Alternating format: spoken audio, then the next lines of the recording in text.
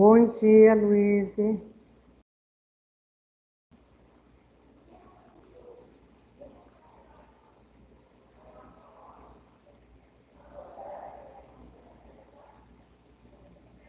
Bom dia, Luiz. Está me escutando? Oi, professora. Desculpa a demora que eu fui pegar um fone de ouvido para eu usar o microfone Tá. dele. Pensei que faltava eu ligar algum botão aqui. Tudo bem?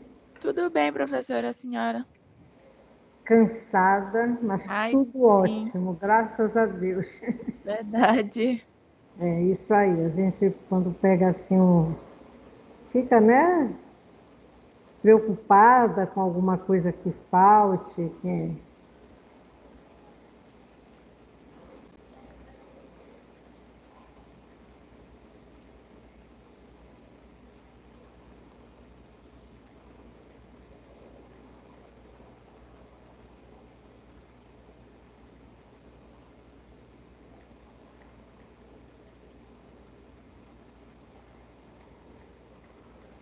Só um instante, o diretor está pedindo umas fotos de ontem. E aí eu estava esperando a professora Társila mandar. Agora eu vou mandar para ele, porque eu só vi isso agora de manhã.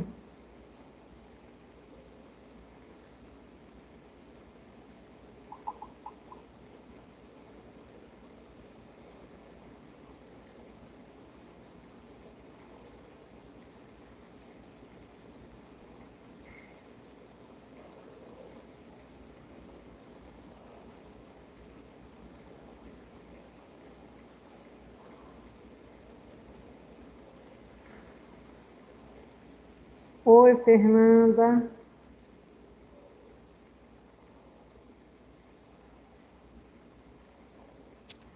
Oi, professora. Bom dia. Não, já tem duas. Chegou a foto, professor?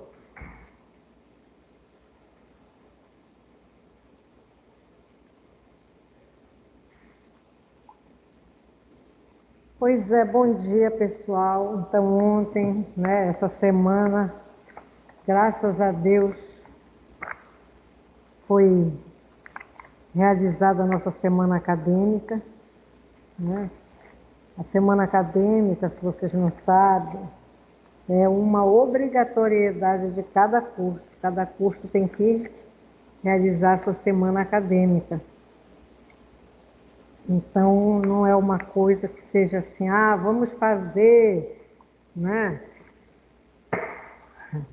Por isso ou por aquilo ou por aquilo outro. Não, é uma obrigatoriedade, uma obrigação, uma necessidade. Quando a gente passa por avaliação do MEC, eles verificam isso aí, tá? Se ocorreu, né? Enfim. E aí, Professora, diga, a Luísa está com a mão levantada. Eu acho que ela quer falar alguma coisa. pode falar, Luiz. Não, eu esqueci. Ah, Desculpa. tá bem. Gente, quem quiser falar e eu não estiver olhando, porque às vezes eu não consigo ficar sob controle de todos os estímulos que aparecem na tela, né?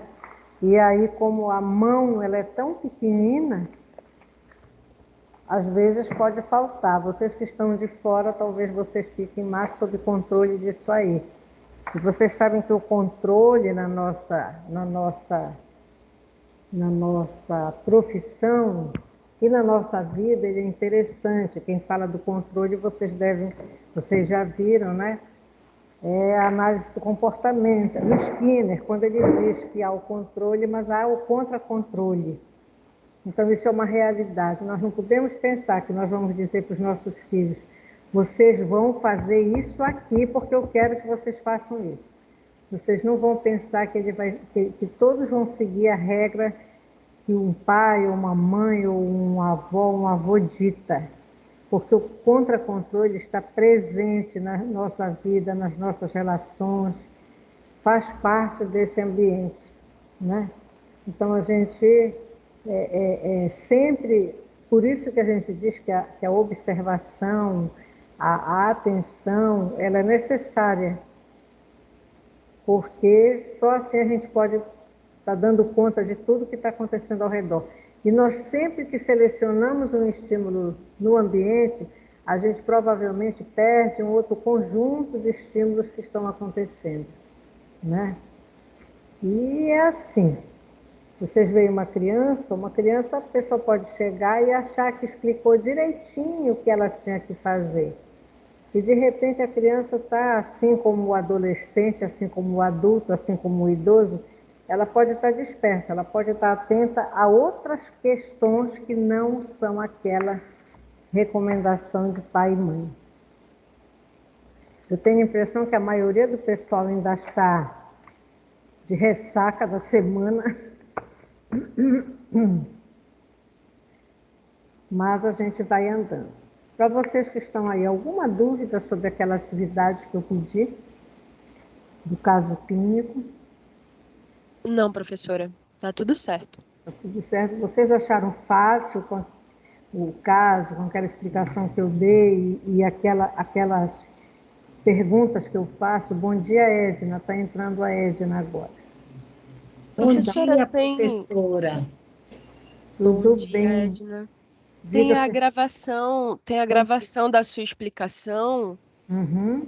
Então, não fica difícil, porque lá mesmo a senhora explica os termos que a senhora colocou. Então, tá tudo certo, a gente só tem que pesquisar mesmo. Tá tudo bem. Então é aquela questão. Qual o meu objetivo também quando eu passei esse caso clínico? Vocês veem como é que é a vida da gente, a gente planeja algumas coisas, acontecem outras, aí vem uma greve de ônibus, aí vem não sei o quê, aí vem feriado, e a gente, é o que eu digo, a gente não consegue ter o controle, né, na verdade, nem da nossa vida, quanto mais da vida de todos. E o meu objetivo com isso, até ontem eu conversava na hora do almoço com algumas colegas, é exatamente preparar alguns alunos que queiram, porque eu pretendo ainda fazer esse semestre, falei com a Amanda ontem, para a gente pelo menos sentar para conversar com o grupo interessado em participar do projeto do curso, tá? Que já vai ser para o próximo semestre, nós não temos perna mais para tudo que a gente precisa fazer. E é uma forma de já ir orientando vocês quanto ao processo de triagem, né? Então, lá vocês vão verificar um material, salvo engano, tem um material específico para triagem, que vem com algumas perguntas. Sempre que a gente vai, por exemplo, eu fiz estágio na educação especial, então a gente atende muito também criança. O roteiro de entrevistas é exatamente para coletar informações sobre a vida dessa criança, não é só desde a hora que ela nasceu, não, pessoal. É desde a hora que os pais se conheceram.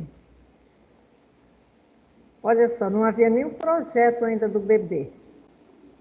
Então, quando esses pais se conheceram, quando foi para chegar na gravidez, como foi essa gravidez, como foi a relação desse casal na gravidez, como foi a saúde da mãe durante esses 9 meses. Aí, então, nasceu o bebê, nós vamos querer saber como foi o parto, como foi a questão da amamentação, entendeu? Aí a gente vai andando até a idade que aquela criança chegou para ser atendida por nós.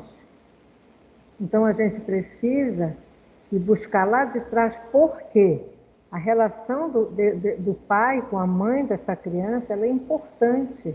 Às vezes acontece da mãe engravidar sem planejamento e o pai dizer, não, eu não quero esse filho, você vai tirar, você vai fazer aborto. E tem mães que enfrentam e vão e têm esse filho sozinha. Então, essa história nós precisamos ter. Então, nesse caso clínico, está uma coisa assim bem breve, mas que eu acredito que vocês, quando vocês fizeram essa atividade, vocês já começaram a pensar tudo que poderia estar lá dentro, como eu comentei naquele dia, religião, eu não coloquei. Eu não trago quase nada da vida da família de origem, da senhora que é o foco no nosso caso clínico, entendeu? Então tem uma série de informações que podem vir e que a gente vai preencher. Então é uma forma de vocês já irem vendo como é que se faz uma entrevista de triagem. Agora, isso não significa que durante o período que aquela pessoa estiver com a gente, digamos, fez a triagem, não tem vaga logo para ela ir para o atendimento. A gente pode pensar no plantão psicológico. Então, no plantão psicológico, os alunos que entram, geralmente eles não vão sozinhos para o atendimento.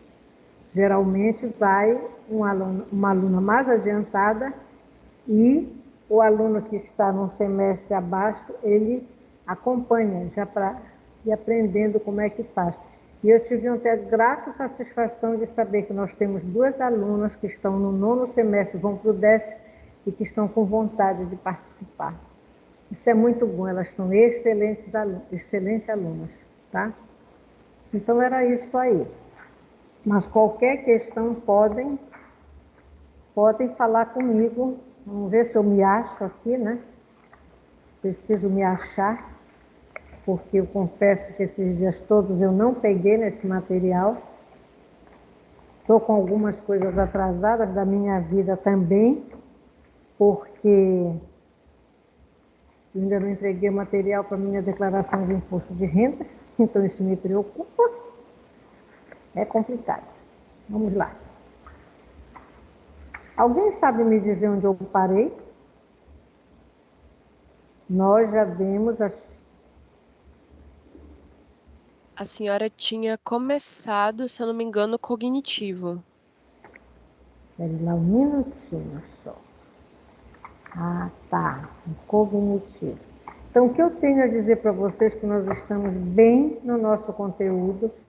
O conteúdo de segunda verificação, que é só idade adulta avançada, ele é um conteúdo bem menor, porque é só uma fase, a idade adulta avançada. Na outra, vocês lembram que era idade adulta inicial e intermediária, agora não, é só idade adulta avançada. Então, vamos lá. Tem poucas pessoas aqui, eu acredito que o pessoal ainda esteja descansando da semana. Mas nós vamos começar e não tem problema, a gente pode retomar quando a gente vê que tem mais gente, tá? Então, aí, na idade adulta avançada, a gente vai ver o desenvolvimento cognitivo, nós começamos realmente, as mudanças no processamento de informação, os motivos das mudanças relacionadas à idade. Bom dia, Priscila. A cognição na vida cotidiana Bom e a dia, demência. prof. Tudo bem? Tudo bem com Tudo você? bem, tudo bem. Vocês todos estiveram na semana, quem esteve, quem não esteve. Eu sei que a Fernanda esteve, a Edna eu também encontrei. Luiz veio para a semana? Eu, Priscila. Priscila também. Professora, Priscila, Gritei. Luiz não veio. Vi, professora, eu estava na monitoria. Ah, tá, também era tanta gente de preto que eu confesso que eu comecei a brincar muito com o Murilo, com a história dos pontinhos, que eu confesso que eu fiquei mais sob controle da brincadeira. Mas olha, vocês foram perfeitos, parabéns, né? O movimento de vocês foi incrível. Sem os monitores não acontece nada, pessoal, é impossível, como eu falei no início, ter o controle de tudo. E vocês, quando participam das reuniões, sabem a função de vocês veem a importância que tem. É necessário, é um treino interessante, é muito boa essa participação, tá? Os certificados serão disparados pela internet, professor Aires tem a minha assinatura eletrônica, é só ele que tem, e aí então o certificado já vai assinado. Se alguém quiser, pode depois trazer para mim para carimbar, tá bom? Então, vamos lá. Eu falei na aula passada, eu lembro, né, ainda estou processando bem as minhas informações, meu cérebro, aliás. Eu lembro que eu falei que a nossa memória, né, sobre alguns aspectos, ela ainda é parecida com o sistema de informações de um computador. Por que isso, né? Por que vocês acham que eles comparam a nossa memória ao funcionamento de um computador? Lembrem que nós Acho estamos... que pelo processamento de informações, professora. Uhum. O que é que acontece com o computador que pode ser semelhante com o que acontece com o cérebro da pessoa, de uma pessoa? Vai Tem os arquivando, cabos, né, né? professora? Os Como? cabos que conectam. Vai arquivando, Vai memorizando, né? vai Quando arquiva, memorizando, memoriza, né? arquivando. Aí memoriza para quê? O que é que nós fazemos com isso, Luiz, que ficou lá, que está ficando guardado? Com a pergunta, professora. O que é que acontece? O que nós fazemos com isso que está ficando guardado no cérebro? Depende, algumas coisas elas são mais úteis, algumas informações são mais úteis que as outras, então as que a gente vai precisar para agir, para fazer algo, elas ficam mais frescas na memória, enquanto outras são guardadas para o cérebro não pifar, digamos assim. Pois é. É isso, Edna? Olha, mais ou menos isso, professora. Fica lá Se você... guardado Ah, e aquelas informações recentes, elas têm a probabilidade de fluir mais, né? As recentes. E as outras ficam arquivadas, claro, mas não esquecidas. Uma na hora aí ela flui, né? Ela vem, né? na verdade, algumas informações que não são tão necessárias, ficam só na memória de curto prazo, né? E aquelas informações Ah, é verdade. que são É, mais importantes, eles vão lá para aquele lugarzinho sim, chamado de memória de longo prazo. longo Tá? prazo. Agora, por que se parece com um computador? Porque é como se o cérebro humano tivesse eu não sei como se chama, porque eu não entendo dessa linguagem da informática. É como se ela tivesse uma capacidade, não sei quantos milhões de bytes, não sei se é isso, me desculpe se não for.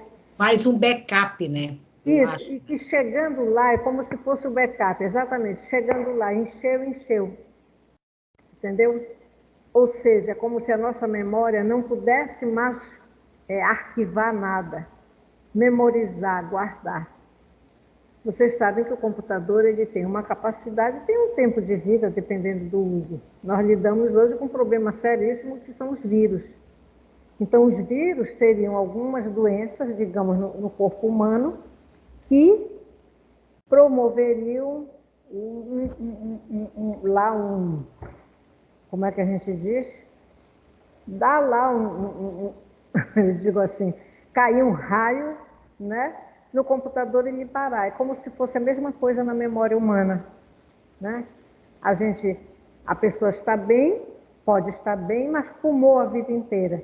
Aquilo pode ser um impedimento, pode ser um fator que contribua para ele ter um problema mais tarde de entupimento, né, dos vasos, enfim, problema cardíaco, que vai levar a um problema pulmonar, que tudo isso vai prejudicar a memória. Porque o nosso cérebro ele precisa que esse bombeamento de sangue pelo coração, né, e essa levada de oxigênio que é promovida pelos pulmões, ele tem que estar sendo alimentado disso. Então, uma pessoa que bebe demais, né, tem uma dependência alcoólica ou fuma demais, ela pode estar prejudicando a longo prazo o cérebro dela. Então, é como se fosse exatamente esses vírus que de vez em quando a gente diz assim, olha, meu pendrive, eu não uso pendrive, minha gente, desde, eu acho que o mês de final de fevereiro eu já não uso mais meu pendrive. Porque se eu levar para minha casa, eu vou prejudicar meu computador que está novinho. Então eu fico aqui com o papel, eu mando para vocês, mas eu não coloco o pendrive para ter o material aqui. Por quê? se tiver alguma coisa no computador, ele é contaminado. E a gente não pode garantir que não tenha, porque várias pessoas usam seus pendrives aqui dentro também. Então, ela é parecida com a memória de um computador por isso. É como se ela tivesse um limite. Como se algumas pessoas tivessem um limite lá. Vai preencher com 1000 quilos de informação, para facilitar a linguagem. Preencheu os 1000 quilos, parou. Não registra mais. Então, a pessoa fica só falando daquilo que aconteceu lá atrás, lá atrás, lá atrás. Claro que as lembranças do que a gente viveu, elas vão ficar. Até porque tem muita lembrança que a gente viveu e teve muito prazer, foi muito feliz em viver, e foi lá no começo da vida. Então, a gente fica trazendo. Então, é muito comum uma pessoa de idade que já está com uma certa limitação, né, de memória, ela também ficar repetindo, contando as mesmas histórias lá de trás da vida dela. Então, para nós lembrarmos de qualquer evento, é necessário que coloquemos as informações no nosso cérebro. Ou que a gente leia, ou que a gente escute, ou que a gente viva uma determinada situação, ou a gente veja, presencie uma determinada situação. A informação vai para o cérebro. Isso aí se chama de codificação. Quando nós retemos essas informações, quando a gente segura, quando a gente guarda, a gente armazena. Então, guardar essa informação que a gente codificou, compreendeu, assimilou, esse reter é chamado de armazenamento. E mais tarde, se nós precisamos daquela informação para alguma atividade, para algum resgate de alguma coisa, nós vamos lá e recuperamos essa informação. Ontem, no meio lá da reunião, a nossa diretora acadêmica mandou uma pergunta para mim: a fulana de tal foi atendida no NAP? Não sei para quê, ela não me disse por quê. Porque muitas das vezes são encaminhados de lá, alguém que, digamos, é de um curso que não funciona aqui, funciona na São Pedro, e outras vezes não, são os coordenadores que fazem esse envio para marcar, para agendar. Aí eu disse: professora, eu não sei, esse nome eu não lembro, mas eu vou ver na minha agenda que eu anoto todos, até porque eu tenho que passar depois para o meu material do NAP, eu tenho que ter todo esse material. Não é o nome das pessoas, absolutamente, mas eu tenho que saber quantos eu atendi. Se é aluno, eu tenho que saber o curso, se é familiar, enfim, se é professor, se é filho de professor, enfim.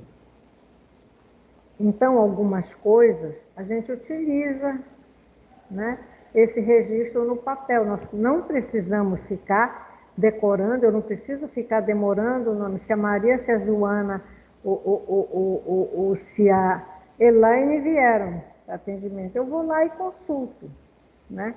Então, a gente vai também aprendendo com o tempo se nós temos saúde, e saúde mental ainda, eu acrescento, nós vamos aprendendo com o tempo a nos ocuparmos do que é mais necessário. E também priorizar o que é mais necessário. Um dia desses, deve ter 1 mês e pouco, uma aluna foi comigo saber do documento de atividades complementares dela. A gente dá um prazo para entrega, o prazo foi até 20 de maio. Então, a turma vai entregando. Ao mesmo tempo, eu peço entrega de documentos que estão faltando. Desde lá da matrícula, que o aluno não entregou o documento, a gente fica cobrando. Quando a gente cobra os documentos, pessoal, demora a chegar. Mas demora a chegar. Quando eu vou na secretaria, a Laís diz: olha, professora, tem muita gente devendo documento. Então, o que é da competência deles fazerem, isso demora. Aí a aluna foi lá comigo querendo saber do documento. Eu disse: não está pronto ainda. Credo, professor, então não adianta a gente entregar cedo? Eu disse: não, a gente tem que priorizar. Eu não vou ficar fazendo atividades complementares se eu tenho uma série de questões que eu preciso atender.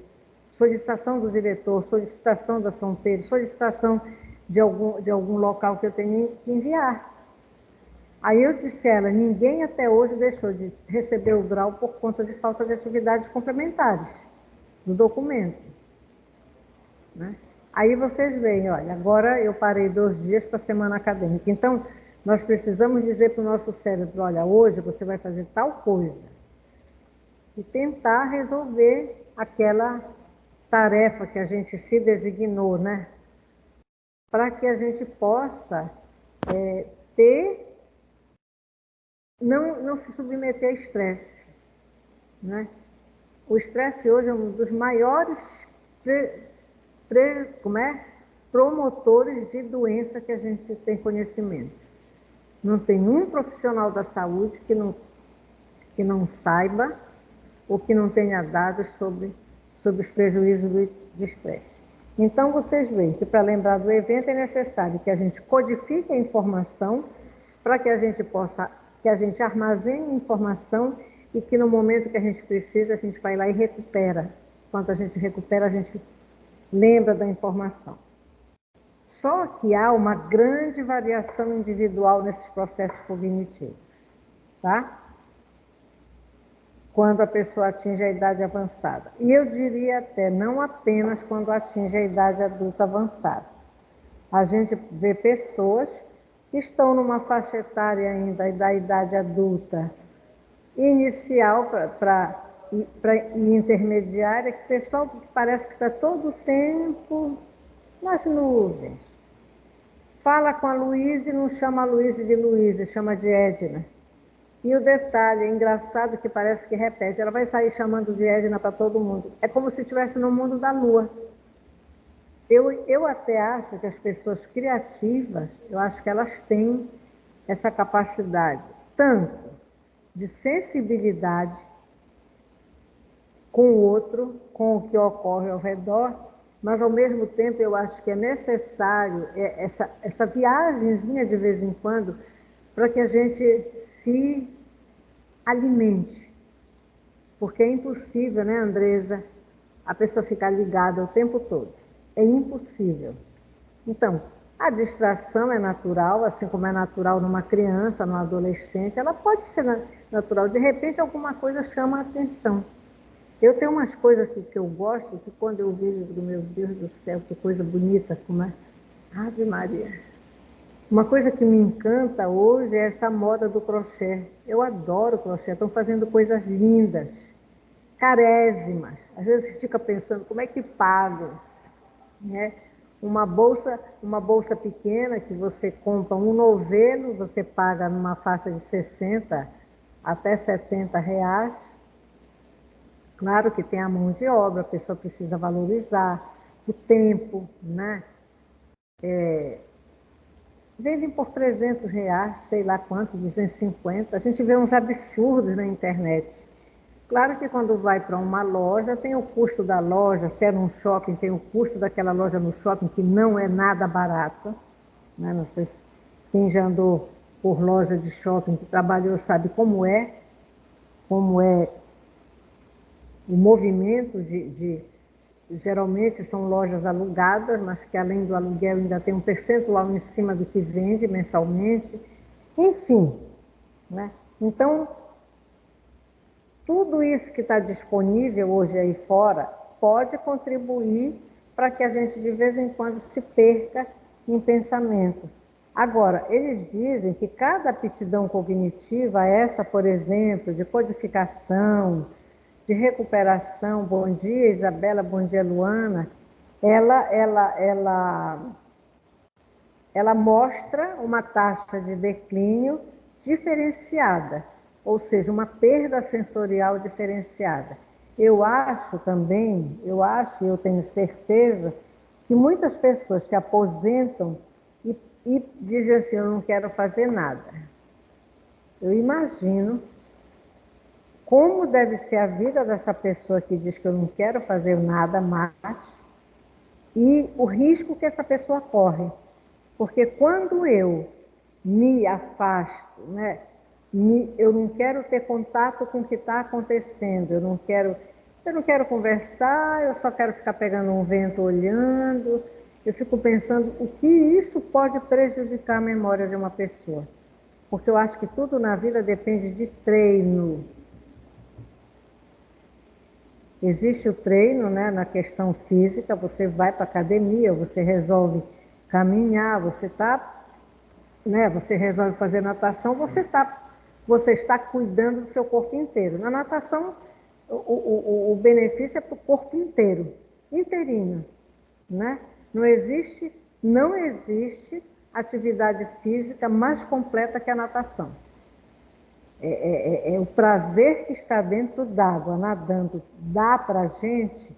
É por isso que a natação, eu acho que a gente mantém, apesar de estar lá numa água que pode estar cheia de cloro. Eu lembro que quando eu fazia natação, aqui no núcleo, ele não existe mais, eu saía de lá de dentro d'água, aparecia o Hulk, minha gente, toda verde. Tudo que era espaçozinho, que ficasse mais guardado, eu saía verde. Tanto é que eu já levava todo o meu material de banho e tomava banho, tinha uns chuveirões ótimos lá, eu tomava meu banho lá para tirar logo aquilo de tanto cloro que tinha na água, né, devido ao tratamento da água. Então, quando a gente sai de dentro de uma piscina, é como se a gente não tivesse nem corpo. Porque, na verdade, na água, o nosso corpo, ele relaxa. Dizem até que se assemelha ao astronauta lá, o que acontece com o astronauta no espaço. Há um crescimento de até 2 centímetros pode acontecer. Porque o que acontece nas vértebras como é que a gente vai dizer, esse atrito entre as vértebras, elas afastam um pouquinho. Então você descobre que você não sente nem seu corpo, ou você sente muito prazer naquilo. Foi uma das coisas melhores que eu fiz na vida, foi o tempo que eu fiz natação. Eu adorava, eu não faltava, né? É muito bom. Então, vai ser diferenciado exatamente por isso. Essa perda sensorial, ela é diferenciada e existe uma variabilidade enorme. E vocês sabem que a variabilidade comportamental ela é necessária. Antes da idade adulta avançada, a variabilidade comportamental é isso que nos permite trabalhar com o nosso cliente possíveis mudanças comportamentais. Porque quando existe a variabilidade, significa que o nosso cliente ele pode ter competência para mudar, para se adaptar a algumas mudanças que possam ser necessárias. Então, nós trabalhamos só comportamental que fala em variabilidade comportamental. As demais, até onde eu estudei, Gestalt, a centrada não fala nisso, mas ela entende o homem como um ser pleno. Então, já está dito, quando ele é pleno, ele tem capacidade de tudo. Ele pode tudo. É possível para ele quase tudo, né? A psicanálise não fala em variabilidade comportamental, mas quando nós entrevistamos um cliente, seja na própria triagem, que eu estava falando no início, quem entrou depois não viu, mas na própria triagem, nós já vamos observar a capacidade daquela pessoa. Nós já começamos a pensar no que ela talvez precise para melhorar. Só que, às vezes, para melhorar, nós precisamos criar estratégias para que ela possa mudar. Por quê? Porque nós olhamos e dizemos, ela tem capacidade, ela tem potencial, só que ela parece que não acredita nem nela. Entendeu? E essas estratégias, isso não está escrito em livro nenhum, pessoal. Nós temos as teorias, mas muito do que nós fazemos, muito do que nós estabelecemos fazer para uma intervenção, como levar aquela pessoa à melhora, está muito mais dentro da nossa capacidade criativa e também da pessoa. Eu vou contar uma história para vocês aqui que vai ficar gravada. Eu encaminhei eu fui levar lá na São Pedro a carta, convite, para os nossos diretores participarem da abertura da semana. tudo que eu coloquei, minha gente, eu não coloquei o meu nome, eu coloquei o nome da comissão organizadora. E realmente foi a comissão organizadora que trabalhou. Eles diziam para mim o que precisava e eu ia e providenciava dentro do que dizia, olha, isso vai poder, isso aqui não pode, isso aqui, enfim. E fui levar. Quando foi de manhã cedo, eu pergunto para lá, quem vem? Qual dos diretores vem? Aí a diretora acadêmica responde que ele não podia vir por tal motivo e que também a diretora não podia vir porque não estava bem de saúde. Aí eu perguntei, quem substitui? Não, foi designado alguém para substituir? Ela disse, não, eu até podia ir, mas não fui convidada. É assim, nós não temos uma história, pelo menos eu nunca vi, de que o diretor acadêmico precisasse de convite. Isso eu também não disse nada. Aí fiquei preocupada com isso. Fiquei preocupada com isso e sem conversar, olha, isso está ficando gravado, e sem conversar com... Agora que eu vi que a Luana... Ah, tá. E sem conversar com a comissão, eu resolvi fazer uma mensagem para ele. E eu coloquei o seguinte, eu vou abrir para vocês verem como a gente consegue, desde que a gente tenha cuidado com a pessoa, respeito, que a gente consegue chegar lá. Eu não fiz nada mais do que a minha obrigação. Vocês vão dizer, mas o que tem isso a ver com a nossa aula?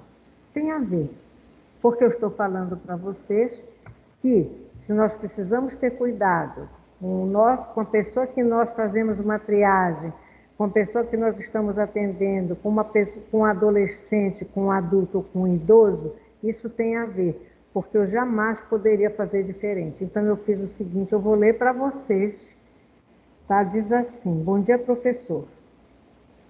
O senhor sabe a importância que tem para nós e reconhecemos os inúmeros compromissos que exigem a sua atenção e sua presença. Por tudo isso, tomo a liberdade de fazer um pedido. Sua falta foi muito sentida na abertura do evento, foi muito sentida hoje e os ciúmes são visíveis. E são, porque está havendo um movimento aí que está mais ligado a ciúmes. Ah, porque tal curso tem tal coisa, a psicologia que é mais antiga não tem. Tá? Estou sabendo de tudo isso. Seria possível, aí eu faço o pedido, seria possível o senhor gravar uma mensagem para colocarmos amanhã no encerramento da nossa semana acadêmica? Espero que o senhor possa nos atender. Agradeço e peço que entenda a minha ousadia. Se justifica pelo enorme carinho que tenho pelos nossos diretores, pela Examad e pelos nossos alunos. Então, é assim, a gente abre o coração, se coloca, né? Não adiantava, pessoal, eu dizer, olha, não vem, não sei o quê. Não, nem jamais faria isso, porque eu sei como eles são ocupados, principalmente agora. E aí eu fiquei esperando. Isso eu mandei por volta de 11 e pouco da manhã, depois que eu pensei, eu disse, eu vou mandar. E lá, sentada, lá assistindo, fiquei digitando essa mensagem. E fiquei esperando. Uma das coisas que eu aprendi com o tempo foi esperar, pessoal. Tá? E aí, quando foi 6 e pouco da manhã, eu recebo uma mensagem dele. Ele queria saber a hora do encerramento. Aí eu disse para ele que deveria ser por volta, ontem, de 20 horas. Aí ele disse, professor, eu sinto muito, esse horário eu não tenho condições de estar aí. Eu disse, professor, eu vou mandar a programação, o senhor escolhe o melhor horário. E foi ele que escolheu vir no final da manhã. E veio. E foram momentos muito prazerosos para nós, porque eu tenho um carinho enorme pelo professor Reinaldo, e eu sei que ele só não faz o impossível. Está entendendo? Então, é essa chamada para esse nosso lado humano que a gente precisa cuidar, porque se o curso tomar uma característica aversiva para vocês, para nós, seja para quem for, a gente foge, pessoal. A gente não fica. situação nenhuma. Pode ser um casamento ruim, conviver com uma pessoa violenta, uma pessoa grosseira. A pessoa não fica, ela pode demorar a sair, mas uma hora ela sai, ela foge. E isso está baseado em estudos. Então, eu jamais faria uma coisa, né, diferente. Qual era o meu objetivo? O meu objetivo era que ele viesse como uma forma de valorizar o trabalho de vocês, a presença de vocês. Agora, vejam só, eu sou uma pessoa idosa. Eu podia já não estar muito ligada a isso aí. Mas eu, com a idade que eu estou, ainda preciso estar ligada. E talvez seja isso que mantenha a minha memória ainda funcionando. Por isso é que eu digo, tudo é um exercício, é preciso atividade física, é preciso que a pessoa não abra mão de tudo. Eu estou vendo na minha família uma situação agora assim, a pessoa nunca foi muito de cuidar da casa. Ela teve uma pessoa, tem ainda a vida inteira dela de casada com os filhos, e ela deixou. E hoje os filhos estão observando que ela está muito devagar. E já estão preocupados, porque estão vendo que a memória está falhando. E o pai já está com um problema, e vocês já pensaram se a mãe também entra no mesmo problema? E ainda tem um detalhe, essa pessoa é uma pessoa muito calada. Ela não extravasa, ela não fala, ela guarda. Isso é terrível. Isso é terrível. Tem situações que vocês, enquanto alunos, podem saber. Tem situações que vocês, enquanto alunos, a gente não vai falar, entendeu? Mas eu só trouxe esse exemplo aqui para vocês verem. Eu tive que pensar numa estratégia, né? Eu não pedi venha a qualquer hora, não. Eu disse grave ao menos uma mensagem para a gente colocar no encerramento. Não, grave, peço, né, solicito, né, que grave uma mensagem para colocar no encerramento. Então, a gente não deixa as coisas, é isso que acontece no atendimento. A gente não impõe, né? A gente pode pedir para o nosso cliente que você está assim, como você está se sentindo, o que você poderia fazer nesses momentos, né? E o ambiente na sua casa não está bom. Aí a pessoa diz, eu podia fazer tal coisa. Pois é, isso aí é uma forma. Outra coisa que você poderia fazer. E é outra coisa. E desse jeito é que nós vamos levando o nosso cliente a pensar na possibilidade do que é que eu preciso fazer alguma coisa, que foi o que aconteceu.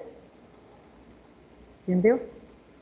Tanto é que ele estava tão ocupado que quando ele chegou, eu não vi quem estava aí, se viu que eu estava, porque me chamaram quando ele chegou. Eu disse, professor, o senhor está com... Não, professor. Aí ele chegou lá, tinha um biscoito salgado, ele pediu um refrigerante. Aí ele sentou, não, professora, pode deixar a Luísa acabar. Ela estava na fala da Luísa, foi nossa aluna também. Adoro a Luísa, gosto muito, imensamente da Luísa. E deu tudo certo, tá? Então, essa variabilidade é que faz com que, às vezes, até a própria pessoa idosa crie estratégias para não esquecer. Por exemplo, ela pode dizer assim para uma filha, para um filho ou para um neto, fulano, anota para mim que amanhã eu preciso, olha, eu tenho que me lembrar que é aniversário da minha irmã.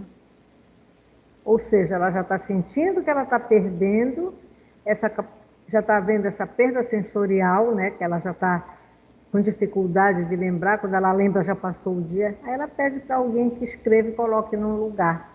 Então, essas coisas a gente pode colaborar, essas coisas a gente até pode sugerir.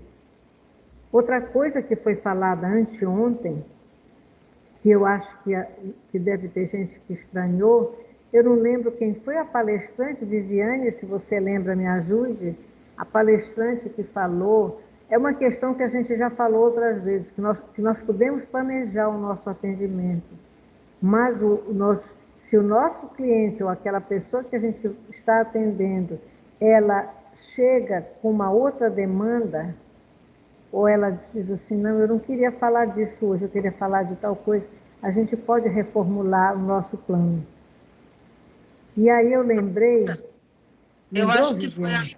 eu acho que foi a palestrante a última que teve da música, não foi? Antes do professor Pedro. Isso, Foi exatamente. ela, né? Que às Né? vezes a gente se programa para fazer uma coisa, mas vê que a demanda é outra e aí tem que atender, fazer o que O que o que o cliente cliente precisa, né? precisa. E aí nós tivemos uma palestrante no primeiro dia, que em um outro evento que ela participou, quando eu procurei por ela, ela já tinha saído, ela disse que ela atendia um senhor de idade, que esse senhor, ela atende em Abaetetuba, mas ela também atende em Belém. Ela passa uns dias lá e ela tem aqui outros dias, parece que é mais próximo do fim de semana.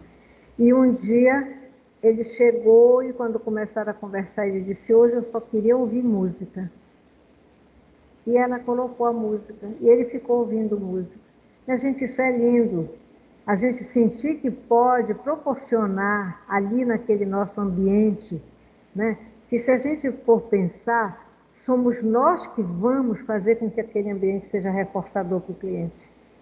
Então ele não faltava, esse senhor não faltava aos atendimentos, ou seja, houve um momento que ele não queria falar. Ele provavelmente com a música ele queria viajar no pensamento dele. E ela disse depois lá no outro evento, como ele ficou feliz a partir daquele dia. E ela viu que aquilo era necessário para ele. Diga, Viviane. Professor, é muito legal isso, né? Porque, assim, esse eu acho que é um dos piores prejuízos do atendimento online, né?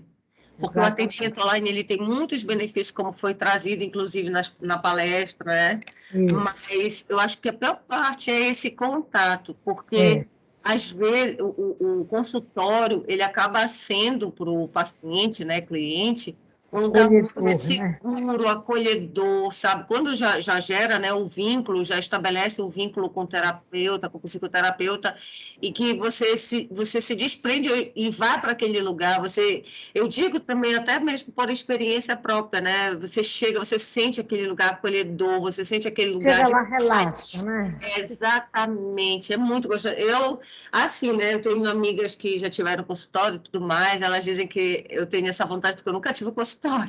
Mas eu não sei, eu acho, sinceramente, que vai ser um lugar assim que eu vou ter vontade de montar o meu consultório, sabe? Porque é um lugar muito, muito gostoso de permanecer, sabe? Eu acho que o atendimento online ele se tornou uma necessidade nesse período que a gente viveu, né? Dependendo da idade do nosso cliente, o risco era maior, né? A gente não tinha vacina, foi um momento que foi extremamente necessário, foi um momento que possibilitou aprendizagens, né? Muitos colegas aprenderam uma outra forma, né? De compensar essas faltas, né? Que foi verificado. Eu acho que a gente está num momento, eu acho que você está falando, mas eu não estou lhe ouvindo. Não, eu estou aguardando a senhora acabar de falar. Então, eu acho que foi um momento assim que a gente também precisou do cuidado com o outro. De alguma forma, a gente, naquela telinha, vendo o rosto do outro, a gente tinha que procurar fazer o melhor. Não, mas... Ficar lá, sei lá. Mas, professora... Realmente, é como foi trazido na palestra, né? Tem aspectos muito positivos. Eu acho que um outro aspecto muito legal também é, por exemplo, assim, você quer viajar com a sua família, você é psicóloga, quer viajar com a sua família, seus filhos em período de férias, e ao mesmo tempo você está com uma demanda de trabalho, né, significativa. Você consegue fazer esses atendimentos online, quer dizer, te propicia mais autonomia do teu tempo, né? Isso para mim também é um dos melhores benefícios, né? Pensando pelo lado benefício-malefício. E olha, veja só, eu adorei a fala da Luísa, porque a gente vê que já tem cursos, né? Trazendo essa história anterior desse mundo que a gente vive, com as coisas que já aconteceram. Isso é muito bom a gente saber, né? Como foi esse percurso. O que aconteceu antes? Como foi para chegar a ideia do fazer o atendimento online? Não é uma ideia nova, né? Isso já vem lá de trás. A gente pensa tudo que o mundo, teve a pandemia e isso começou hoje. Aí a gente vai ver que já tem abordagens, né? falando num atendimento por e-mail, com todos os cuidados que precisem para isso, porque a gente sabe que hoje há uma invasão, entra nas redes, enfim, né? Mas eu acho que a capacidade do rosto, do olho, de estar ali vendo o rosto da pessoa, é preciso que a gente esteja muito bem de humor, muito bem para poder fazer isso. A gente não pode de forma alguma manifestar nenhum tipo de preocupação, porque não é o momento. Na clínica, no que a gente senta, que a gente olha, a gente pode escutar de uma forma tranquila e pode escutar de uma forma até muito feliz, demonstrando a felicidade, porque a gente vê o que a pessoa conseguiu, que às vezes uma coisinha pequena, mas já consegue muito. Imagina para um idoso que ele chega e diz: olha, eu passei uma semana ótima, saí daqui semana passada muito bem, né? Eu ontem saí daqui, minha gente, cansada, extremamente cansada, porque foi o dia inteiro, foram mais de 12 horas aqui, eu não faço isso, né? Mas eu estava feliz, porque eu via que quem participou, participou realmente, né? A gente via a atenção, né? Ninguém, até para fazer perguntas, depois quando vinha, começava, daqui a pouco era uma atrás da outra. Foi muito legal. E como a gente aprende, minha gente, né? Eu fiquei muito preocupada de uma mensagem que a gente recebeu de um aluno dizendo que a ESAMAS fica inventando coisa para não ter aula. Como se na semana acadêmica a gente chamasse qualquer pessoa para vir falar. A gente aprende às vezes muito, mas vocês vão ver que lá na frente, quando vocês estiverem atendendo, começando a atender, vocês vão lembrar de alguma coisa que foi falada lá numa semana acadêmica. Professora, na verdade, esses eventos eles são muito importantes para várias coisas. Não só para te trazer novidades, porque a gente não consegue se atualizar em tudo toda hora, não é possível, não tem tempo, ninguém tem tempo hábil para saber de tudo, para estar atualizado em tudo, ninguém consegue fazer isso, né? Então, traz novidades. Por exemplo, eu não conhecia esse tratamento de neurofeedback, né? Que teve ontem à tarde. Fantástico, não Ele já sabia. tinha estado aqui uma vez com uma palestra, sabe quantas pessoas tinham assistindo? 4 pessoas. Nossa. Eu assisti, eu era uma das 4. Eu era uma, a Lina era outra e tinha 2 alunos. Pois então assim, traz atualizações, né, do que a gente tem no meio científico, traz network, que a gente chama, né, que é quando estabelece, assim, você se aproxima de outros profissionais, né, que tem diversas atuações, amplia assim, a tua visão para perceber, de repente, em que área você se encontra mais, ou que área, de repente, né, te toca o coração, né? Então, eu acho que propicia tudo isso, trocas, sabe? Tira tuas dúvidas, porque acaba que muitos assuntos realmente geram muitas dúvidas, porque realmente a gente não sabe de tudo mesmo, nem nunca vai saber. Mas eu acho maravilhoso, eu acho um ambiente, e inclusive ontem eu conversei com a minha mãe quando cheguei em casa, e eu falei para ela que eu estou gostando muito disso, assim, por exemplo, eu estou 6 meses na ESAMAS, bem dizer, e 3 eventos, e isso é maravilhoso, sabe? Não é só uma questão, assim, de carga horária extra, porque não é conhecimento, é aprendizado. É conhecimento. Sabe? Olha, tem um detalhe, eu não tenho assistido praticamente nada, eu vinha assistindo do que acontecia no curso. Aí eu disse, a gestão tira da gente liberdade, tira da gente tempo. Eu disse, não, dessa vez eu vou ficar lá, eu não vou ficar na coordenação trabalhando, porque o que aconteceu, eu ficava na coordenação e eu fico perdendo, pessoal, a oportunidade também de me atualizar.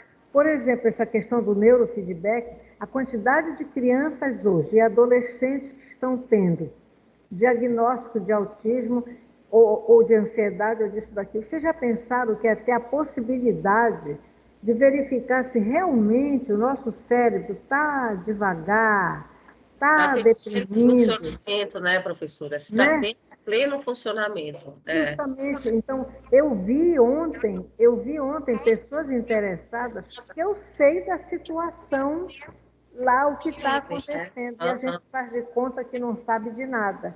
Sim. Então, quando acabou, professora, eu disse, olha, eu até tenho um cartão dele, mas eu não achei, eu cheguei com ele, professor, senhor, eu tenho um cartão que era exatamente para possibilitar, porque eu sei como a pessoa está mal por conta, sabe, de preocupação com um filho, com uma filha. Então a gente caladinho, vai, aí ele me deu 2 cartões, eu fiquei com um, entreguei o outro, dei o outro para ela, e eu tenho a impressão, ela até falou uma coisa assim, eu vou cuidar da minha enxaqueca, mas eu sei que não é a enxaqueca. Tá? A gente sabe que não é, mas a gente respeita, não comenta, não fala. Mas é assim, são outras possibilidades que a gente sabe. Eu entendo que são coisas ainda novas para nós aqui, não digo para o Brasil, eu digo aqui para o norte do Brasil, embora ele já esteja aqui há algum tempo. Esse professor, há alguns anos atrás, salvo engano, em 2018, a mulher dele fazia mestrado na UFPA com a minha orientadora de mestrado. E ela mandou eles aqui para conversarem comigo, para verificar se a gente ia chamar professor. Como tem essa questão aqui que só se chama mestre, né? Então ela ainda não tinha mestrado, e também a gente tem que ter X professores da comportamental, X da psicanálise, X da gestalt, X da centrada. É uma luta, inclusive, enorme para a gente conseguir professor da centrada, né? É raro a gente ter um doutor em centrada, como é a professora Amanda Cruz. Então, na altura também, a gente não poderia chamar mais um da análise do comportamento. Agora, a fundamentação teórica que está por trás disso aí, tanto é que eu fiz umas perguntas que eu tenho a impressão que algumas pessoas não entenderam. Quando eu falei assim, toma uma linha de base, ele começou a procurar a palavra, eu acho que ele procurava palavras mais fáceis para facilitar o entendimento, mas eu perguntei, é a linha de base? Ele disse, o que é a linha de base? A linha de base, onde você estiver, você pode estar no atendimento. Primeiro dia que o seu cliente chegou, você faz lá o levantamento, você vê a queixa, você pode observar o que ele faz, o que ele não faz, o que ele consegue fazer, o que ele não consegue fazer. É o padrão de comportamento da pessoa, né, professora? Justamente, como chega. Eu só posso dizer que a pessoa melhorou após o atendimento ou após a aplicação de um procedimento, se depois, quando eu for observar no meu registro comportamental, que ele não está fazendo tanto, por exemplo, ele não está dormindo tanto e deixando de ir para a aula.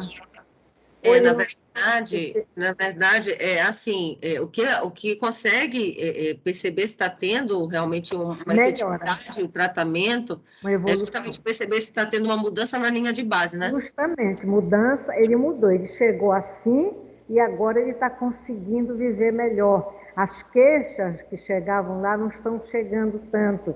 Ele já não fica tanto dentro de casa, ele já está conseguindo interagir com os amigos.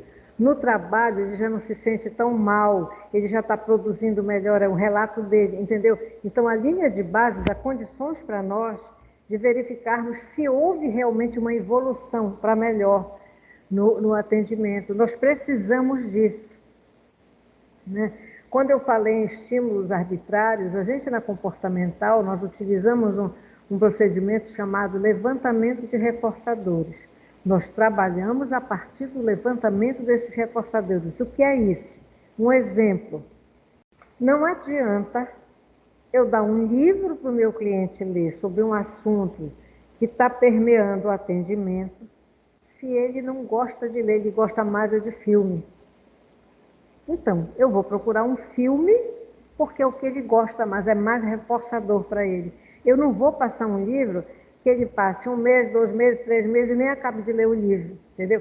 Então, esse procedimento, levantamento de reforçadores, é assim que nós devemos fazer nas nossas casas. É assim que nós temos que fazer com as nossas crianças. É assim que nós precisamos fazer com nossos pais. É assim que nós temos que fazer com quem nos ajuda. Imagina uma pessoa que vem para a nossa casa, pega um ônibus num dia de greve de ônibus, liberou 40%, liberou 40% uma conversa, lá a pessoa chega, lá não sei que horas da manhã, puxa, madrinha, eu estou cansada, olha, eu estou na parada, fiquei tantas horas, não sei o quê. Aí eu digo, mas que bom que tu vieste, né? Então hoje, faz só o que for necessário, sai cedo, ou seja, a atenção que eu dou para aquela pessoa reforça o comportamento dela de não faltar, de encontrar o jeito para vir. Isso foi falado pela Luísa lá na questão, né, da palestra, falando sobre o online. Ela traz as possibilidades de recurso terapêutico, né? As metáforas, leituras, desenho, filmes, jogos, música, né? E aí isso vai depender do perfil do paciente, né? Tem uma psicóloga comportamental, hoje ela já deve estar com um bocado de idade, a Malida Elite. Ela é ótima. Eu até vou ver que eu devo ter lá artigo dela sobre comportamento e cognição. Era uma coletânea de material, porque nós na psicologia a gente tinha pouco material da prática, tá? Nós não tínhamos divulgação do que estava acontecendo dentro dos consultórios, dentro das empresas, dentro das escolas, dentro do hospital. E aí, há anos atrás, eu ainda estava terminando o meu curso, eles criaram um material que eles deram o nome de Sobre o Comportamento e Cognição. Então, por que comportamento e cognição? Porque lá atrás, muito atrás, havia tipo um pegazinho entre os cognitivistas e os comportamentalistas. Por quê? O comportamentalista, a atenção especial para ele é o comportamento, mas nós não excluímos os eventos internos. O que são esses eventos internos? Os sonhos, os pensamentos, as emoções. Só que o Skinner, quando criou a teoria dele, que ele denominou de análise do comportamento, ele disse, a minha atenção será para o comportamento operante, para a ação do indivíduo no ambiente. Seja este ambiente interno ou externo. E aí ele deu para o Pavlov toda a honra de ter falado. Eu não vou falar de alguma coisa que o Pavlov já falou, que são esses eventos internos, que são o que ele chama de comportamento clássico, e não é o operante. Então, o Pavlov realmente falou muito bem. O Skinner pega isso e coloca na teoria dele. Aí vem os cognitivistas e eles vão dar uma importância grande para os pensamentos, para os eventos internos, estão certíssimos. Então, não tem aquela história, eu pelo menos, eu procuro, né, enquanto psicólogo em sala de aula, dar a honra para todas as teorias, porque todas têm. Algumas dão mais certo com o cliente mais jovem, outras dão mais certo. Todas contribuem, professora, todas contribuem. Todas contribuem. Então, eles fizeram esses livros, essa coleção, com a intenção de acabar com esse negócio. E aí tem artigos de cognitivistas, tem artigos de comportamentalistas. E uma delas, muito interessante, que é da comportamental, é a Malida Elite. Eu conheci a Mali em congressos, que eu fui muito quando a minha filha morou em Campinas, eu estava todo ano no congresso da BPMC, eles eram realizados em Campinas, ela morava lá, e a Malida Elite, ela trabalha muito com letra de música, com música, trabalha com poesia. A música preferida de um cliente, lembram ontem da menina que falou da música? Ela fala muito da gente, ou fala muito do nosso momento. A música que a gente traz, ela fala muito do nosso momento. Pode não falar da nossa vida toda, mas em alguns momentos nós temos preferências por determinadas músicas. Quando bate a solidão, tem uma música lá que eu acho que é do Skank, é Skank ou não, que eu adoro, é a música que eu vou lá procurar. Tem momentos que eu vou procurar aquela música do Chico Buarque, Todo Sentimento. Entendeu? Então, é como se naquele momento é o que a gente precisasse escutar. para tranquilizar, ou para que a gente naquele momento pense um pouco melhor e comece a entender que a nossa vida está ótima, diante de tanto sofrimento lá fora, enfim. Tá? Então, são estratégias que a gente pode utilizar e que não estão nos livros. Então, nós não podemos achar que é só a aula que vai fazer com que o nosso aluno aprenda o que nós aprendamos. Quanta coisa eu aprendi lá. Quanta coisa eu aprendi naquela palestra da Luísa. E não aprendi mais porque eu tive que ficar lá atrás do diretor, conversando, já entra, não entra, e acabei perdendo. E quando me falaram lá atrás, que a gente começou a pensar, que foi uma coisa muito rápida, eu disse, tem que chamar egresso, daqui a pouco são vocês que estão ali em cima. Eu disse a Luísa, porque a Luísa é da Gestalt, eu já sabia, a Luísa foi nossa aluna, e a gente tem histórias incríveis com a Luísa aqui dentro. A Luísa era uma das nossas alunas mais bem-humoradas. Um dia eu conto para vocês, eu não vou aqui, né, mas atrapalhar vocês com isso. Então, essa gama de estratégias que a gente pode utilizar, ela se justifica por conta dessa variabilidade comportamental. Por quê? É a característica de cada cliente que vai fazer com que a gente possa atuar nisso aqui. Um gosta de música, outro gostou de um livro que ele leu, tal coisa ele vai trazer aquilo lá que tocou, que ressoou nele. E digo uma coisa para vocês, nunca pensem que o psicólogo analista do comportamento ele é insensível, absolutamente. Isso é muito pessoal mesmo. Frustrar o cliente na análise do comportamento, jamais. Nós não podemos utilizar de estímulo aversivo com o nosso cliente. Só que eu falo estímulo aversivo, que não é uma coisa bonita, porque tecnicamente é o termo que a gente usa, entendeu? Mas frustrar o nosso cliente, jamais. A gente não pode fazer isso. Lembra que o professor Pedro fez a pergunta lá sobre quais eram, como é que o psicólogo devia agir dentro no atendimento, né? Que ele disse, ele não pode ser uma audiência punitiva. Essa palavra é bonita? Essa frase, o terapeuta não pode ser uma audiência punitiva, não é bonita. É muito mais bonito eu dizer, olha, o terapeuta ele tem que tratar o cliente com afeto, com carinho, com não sei o quê. É muito mais bonito dizer isso. Mas, tecnicamente, é o que o Skinner disse. Então, se nós atuarmos, nós escolhermos por sermos uma audiência crítica, né, punitiva, que todo o tempo fique procurando defeitos, porque muitas coisas, se a gente não faz psicoterapia, a gente acaba levando, né? O cliente não volta. Ele não vai voltar, porque ele não vai falar dele, do íntimo dele, para alguém que está ali avaliando, criticando. Então, nós não julgamos, nós não podemos ser audiência punitiva, olhar para a pessoa e achar que eu conheço. Nós temos uma aluna aqui que eu acho ela ótima. Toda vez que eu passo, ela me olha assim. Ela tem um olhar tão levadinho, para não dizer outra coisa, mas ela tem um olhar tão malandrinho. Aí eu disse para ela, Antiane, este teu olhar, o que é que tá? Estou gostando da senhora hoje. Mas ela tem um olhar que quando ela não expressa com palavras, ela expressa com olhar.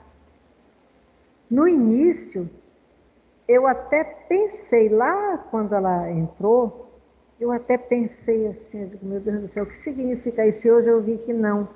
Quando ela gosta, ela não consegue falar. Ela fala com os olhos. Então, são as características de cada um. Então, volto a dizer, a variabilidade comportamental é o que permite a gente atuar. É o que a pessoa tem de possibilidades e de condições para fazer as mudanças na vida dela.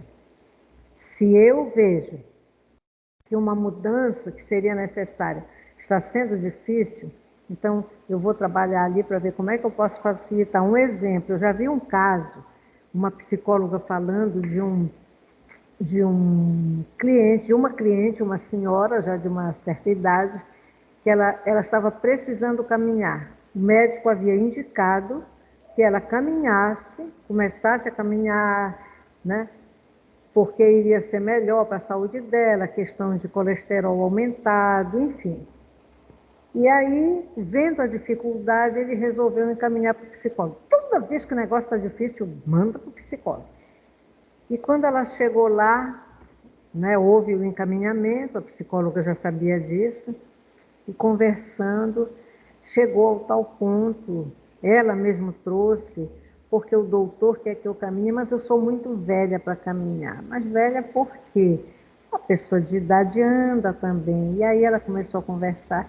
Eu acho que é coisa de gente jovem, não sei o quê. E chegaram ao momento de falar. Aí ela trouxe que ela tinha tentado caminhar, ela botou a sandalinha japonesa dela para caminhar, ela quase escorrega numa calçada lisa que ela encontrou, ou seja, ela trazia todas as dificuldades para justificar a impossibilidade dela de fazer a caminhada. E aí a psicóloga então disse, não, mas aí a senhora vai precisar de um calçado próprio, né? O tênis é o indicado, porque ele amortece, né? O pisar, enfim, vai ser preciso. Ah, não, mas tênis é coisa de jovem.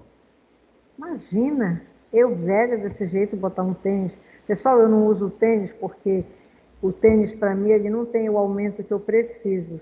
E se eu usar aquela sola que é quase, por mais que ela aumente um pouquinho no calcanhar, ela aumente um pouquinho, depois eu fico com dor no meu joelho. Então eu tenho que usar alguma coisa que tenha um saltinho. Ontem, por exemplo, eu vim de salto, dessa altura. Eu não senti absolutamente nada na minha perna. Mas, professora, a senhora já viu um fisioterapeuta sobre isso? Porque, Não. assim, pode ser que essa palmilha, né, que chama, que é aquela solazinha, pode ser que seja um período de adaptação da sua pisada. É bom a senhora dar uma pesquisada, falar com o físio, para saber se é normal essa dor no joelho ou não, entendeu? Para ver se a senhora consegue usar algum tênis, de repente fazer uma caminhada ou coisa do tipo. Eu vou ver isso, porque aqui nós temos o professor Stanley, adoro ele. É o que dá estatística, né, no curso de psicologia, adoro ele. E quando eu fraturei meu pé lá em São Paulo, que eu cheguei aqui, depois o meu pé começou a inchar, aí dizia, professora, a senhora está pisando errado. E ele lá mesmo na coordenação, ele me ensinou 2 exercícios, que foi milagroso, pessoal. Eu fiz o exercício num dia, no outro dia meu pé estava desinchado. Bom dia, Murilo. O Murilo Amaro, nosso cantor, músico, violinista, não sei se é pianista, também entrou, não sei se já estava aí, eu estou vendo agora. Olha, ele pisca de lá. Bom dia, Murilo, seja bem-vindo. E tem mais 2 pessoas que eu não sei quem são. Então, pode até ser isso, tá? Então, no caso dessa senhora, o que aconteceu? A psicóloga foi com ela para ela escolher o tênis. O psicólogo também faz isso. A psicóloga chegou ao ponto de, no primeiro dia até a segunda vez, caminhar um pouco com ela. Então, acompanhou, né? Mostrou mais ou menos como ela devia fazer, não ia começar andando 1 hora, nem havia necessidade, e ela foi. Isso acontece muito no caso de fobia, que o psicólogo precisa acompanhar. Uma pessoa não sai de casa, e lá um dia, chega 1 hora, que é sugerido, vamos, né? A gente vai precisar sair, eu tenho medo, não, mas eu lhe acompanho. E lá vai a psicóloga, ninguém sabe que aquela pessoa é cliente dela, mas ela foi passear no shopping com a cliente. Então, esse atendimento, é por isso que a Luísa falou, ele é muito variável, não é só essa coisa clássica de dentro do setting terapêutico. Eu lá, quando eu estudava, eu ouvi isso de uma professora nossa, da cliente dela, essa senhora, com a história da caminhada e do tênis. Menina, aquilo me encantou. Eu digo, que coisa boa, né? Tanto é que depois, quando eu fiz o vestibular, eu estava praticamente parando meu atendimento, né, com a minha psicóloga, e foi no dia que veio o resultado do vestibular, eu tinha uma sessão com ela. E quando chegou lá numa hora da sessão, bateram na porta, tinha um pátio, estava aberta o gradil que dava acesso a essa varanda, que era a sala de espera, e aí Quando ela vai atender o meu marido para dizer que eu tinha passado no vestibular. Menina, ela ficou tão feliz, ela vibrou tanto, tanto, tanto, tanto. Ela disse, Eline, vá comemorar então. Vá comemorar o seu vestibular. Mas só me espere um instantinho. Aí nós esperamos um instante, ela acompanhou, ninguém viu que ela trazia um ovo na mão. Vocês acreditam que ela quebrou um ovo na minha cabeça, quase na saída do consultório? Eu saí de lá com aquele ovo escorrendo na minha cabeça, feliz da vida, e aí depois ela foi até a minha casa. Ela foi, observou o movimento todo, muito feliz, porque eu digo sempre, o que me fez chegar na psicologia foi a Cleide. E ela nunca disse para mim, Eline, você vai fazer psicologia? Não, ela disse para mim assim um dia, Eline, você já pensou em voltar a estudar? Eu disse, eu não, minha vida está tão boa. Olha, você ia dar uma excelente colega. Só isso, ficou por isso. E aquilo ali, minha gente, sabe, a sementinha, o que nós fazemos. Nós colocamos sementinhas, nós não dizemos o que o cliente tem que fazer, o que aquela pessoa tem que fazer. A gente conversa sobre possibilidades e pede que ele traga, se ele pensa alguma possibilidade, o que ele sugeriria, né? Então é isso aí que é o grande mistério da psicologia. Diz Maria, a gente conversa tanto. Então vejam só, essas mudanças no processo do raciocínio podem promover um declínio tanto no registro sensorial como na memória sensorial. Ou seja, a dificuldade não pode não ser apenas de armazenamento ou memorização. O problema pode ser também na entrada dessa informação no nosso cérebro, no momento da codificação. Tá? Então, a função sensorial pode ser um indicador fundamental do envelhecimento cognitivo ou de alguma perda cognitiva. Vocês já deram, no 4º semestre, eu lembro que eu que dei para vocês, a questão dos limiares, não foi? Estão lembrados? Quando a gente deu PPB2? Sim, professora. Estão lembrados? Pois é. O limiar absoluto, vocês sabem que é aquele ponto que qualquer informação atinge que nos permite captar essa informação. Não é isso? Isso é o limiar absoluto. Estão falando ali no corredor. Eu não consigo entender o que estão falando. Por quê? Não atingiu o limiar absoluto. Não há uma perda da função sensorial, mas o conjunto de vozes falando não permite que eu detecte, né? Codifique o que está sendo falado. Tá bom? Agora, o limiar sensorial é a capacidade que nós temos de captar as informações relevantes. As informações, elas estão acontecendo todo o tempo ao nosso redor. Todo o tempo a gente está sendo bombardeado de informações.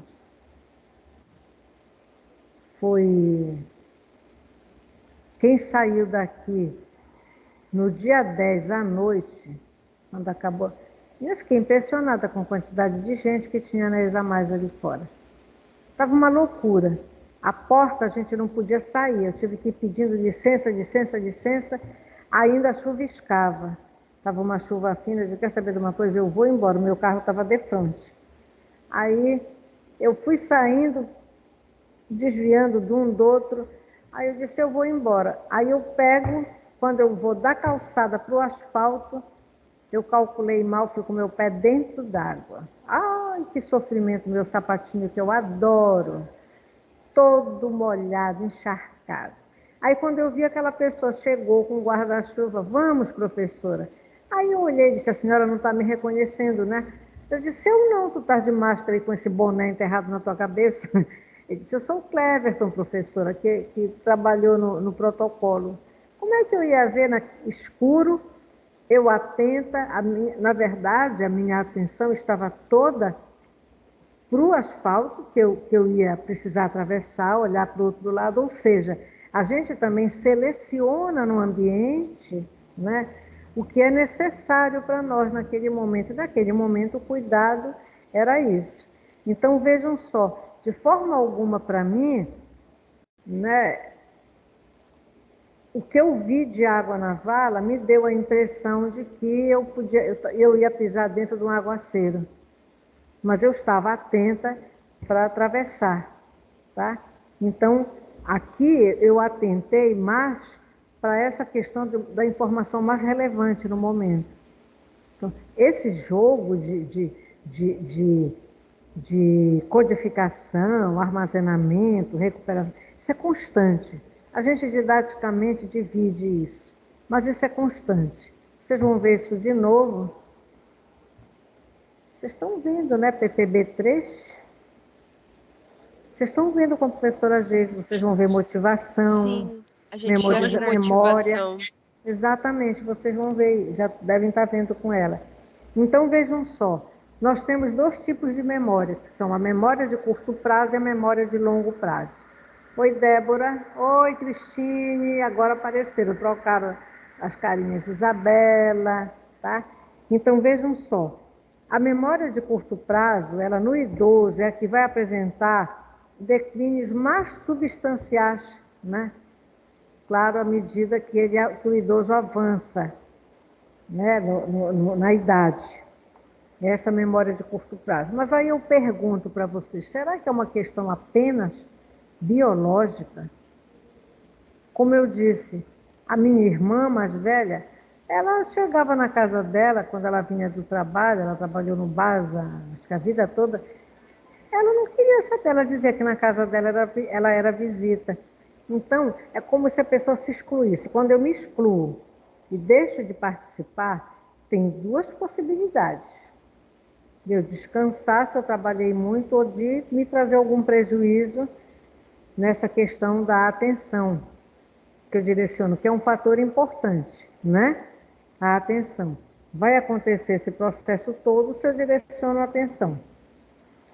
Então, a memória de curto prazo, isso tudo que está acontecendo ao redor do idoso, ele pode ver um jornal na televisão, ao mesmo tempo alguém pode estar falando lá na casa dele, ao mesmo tempo um carro pode dar uma freada na rua. Para alguns a gente está ligada nisso tudo, mas para algumas pessoas não. Ela não tem mais a capacidade, né, de estar atenta a isso tudo. Então, entra na memória de curto prazo e vai embora, tá? Agora, não depende apenas da memória do idoso. Por isso que no material de vocês está assim.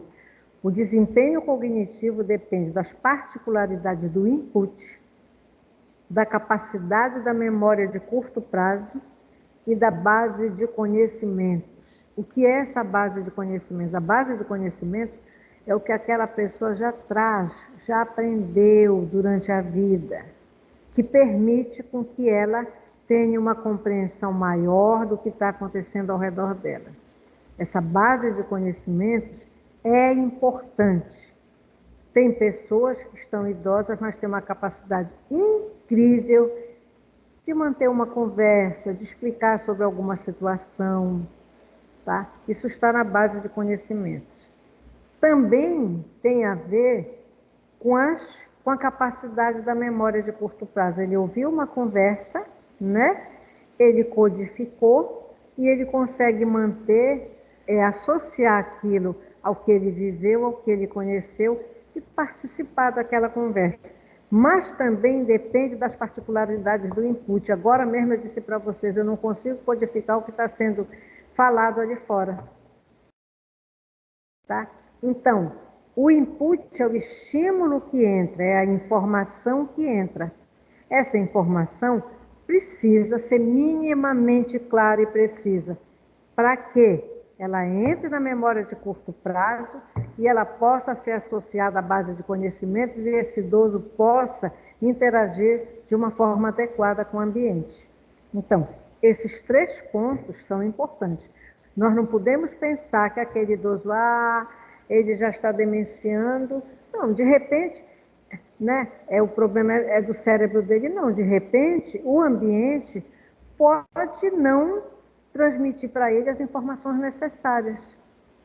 De repente, o ambiente dele pode ser um ambiente sem vida, pessoal, sem estimulação, ou seja, não existe esses inputs que poderiam estar fazendo tudo para mantê-lo vivo, não estão ocorrendo, ninguém liga para ele, ninguém conversa com ele, entendeu? E aí, então, minha gente, não tem memória que se aguente. Nós precisamos manter as pessoas que estão envelhecendo, elas precisam ser mantidas vivas e não depende só delas. Nunca vai depender só delas. A capacidade da memória de selecionar, guardar ou mandar para a memória de longo prazo tem muito a ver com isso que ela está participando, com a convivência dela nesse ambiente. Se esse idoso ficar o dia inteiro sozinho em casa, não tiver ninguém da família para conversar, ele vai, sim, cada vez mais para baixo. Então, a gente não pode pensar que a demência hoje é um processo natural do idoso. Pode ser. Na minha família, pessoal, era dos muito idosos que iam começando assim a sentar, a cochilar, mas isso bote lá 90 anos. Minha avó, isso só foi acontecer com quase 93. Minha avó participava, conversava, falava das coisas, até que chegou uma hora que o organismo disse, não quero mais. Mas ela, até essa idade, ela tomava conta do dinheiro da despesa, ela tirava o dinheiro do pão, ela tirava o dinheiro para pagar a luz, ela usava tudo. Um bolso era o dinheiro, no outro bolso era cheio de biscoitinho, que ela adorava ficar comendo biscoito todo o tempo. Então, o nosso cérebro ele pode guardar muitas informações, mas a atenção seletiva, que é o processo de atenção, e a memória seletiva nos fazem esquecer grande parte. Então, é comum, eu seleciono, quando eu direciono a minha atenção, digo, aquilo ali eu não quero saber, então eu não vou memorizar, eu seleciono. O processo de atenção precisa estar, né, também sendo utilizado, mas eu seleciono. Quando eu seleciono, o que é guardado na minha memória também é só o que eu quis guardar, porque o que eu não quis eu excluí. Eu não mandei para a memória de longo prazo. A memória de curto prazo foi, né? Olhou para aquilo, não, vai embora. Vocês entenderam? Como esse processo é interessante? Eu acho isso fantástico, e nós fazemos isso muito.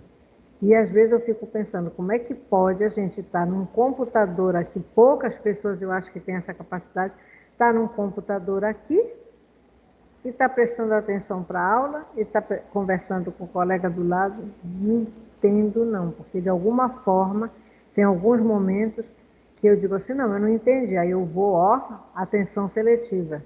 Eu me ligo lá naquilo que está acontecendo. Eu, toda vez que tem assim essas semanas, ou que eu tenho a oportunidade de ir para uma palestra, para um congresso, eu fico ligada. Eu fico ligada. Olha, amanhã eu vou ter que ir a Castanhal com 2 turmas. Ai, meu God, lá vou eu. Né? Hoje eu tenho que trabalhar um bocado para dar conta. Então, pessoal, nós vamos parando por aqui, são 9 horas. Hoje não veio ninguém. Na próxima aula nós vamos falar das funções da memória de curto prazo, tá? E falar mais dessa memória de curto prazo. Nós estamos indo muito bem, graças a Deus. Vou ver se hoje, se não, só segunda-feira que eu estou mandando o horário de vocês. Eu acho que hoje eu não vou fazer isso porque eu preciso falar com os professores. Tá bom, meus queridos e amados? Luiz, Fernanda, Edna, Priscila, Isabela, Viviane, Andresa, Murilo, Débora. Bom final de semana. Bom final de semana. Muito obrigada. Olha, nós precisamos.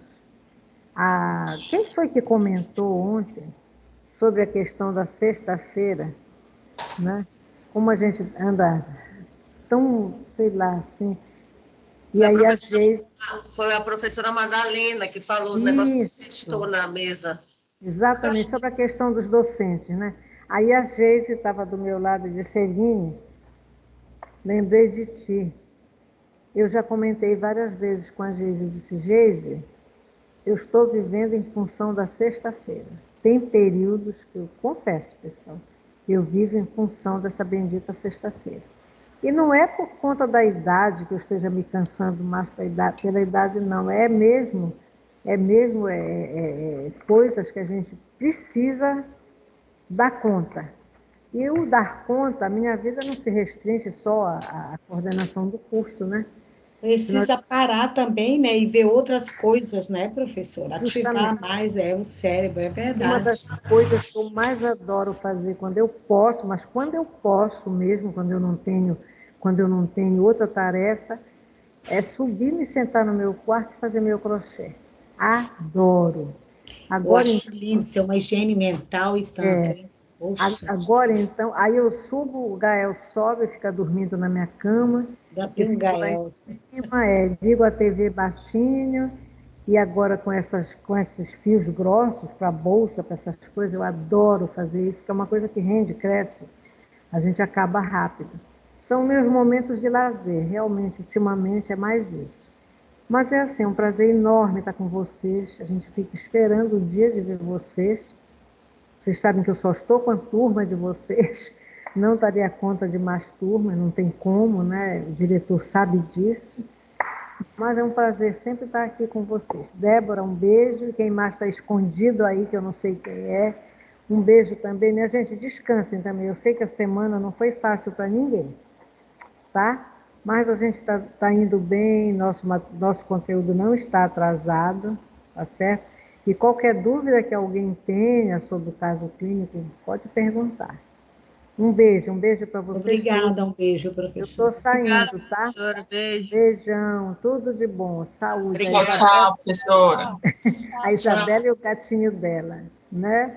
Andresa, tchau, tchau. Pois é, Murilo, continue com sua música, viu? Adorei. Muito obrigado, professora. Ele e o Pedro Paulo, né? Somos parceiros da música. A gente vai descobrindo Obrigado, outro. viu? Tá, Bom dia obrigado. para senhor. Eu que agradeço, viu? Um bom dia para vocês e um bom fim de semana. Beijo. Amém, Bom dia, professora. Amanhã eu só professora. venho por aqui cedo, aí eu vou de ônibus para lá, não sei a hora que eu volto. Beijão, tudo de bom, saúde para todos. Tchau, tchau. Amém. Amém.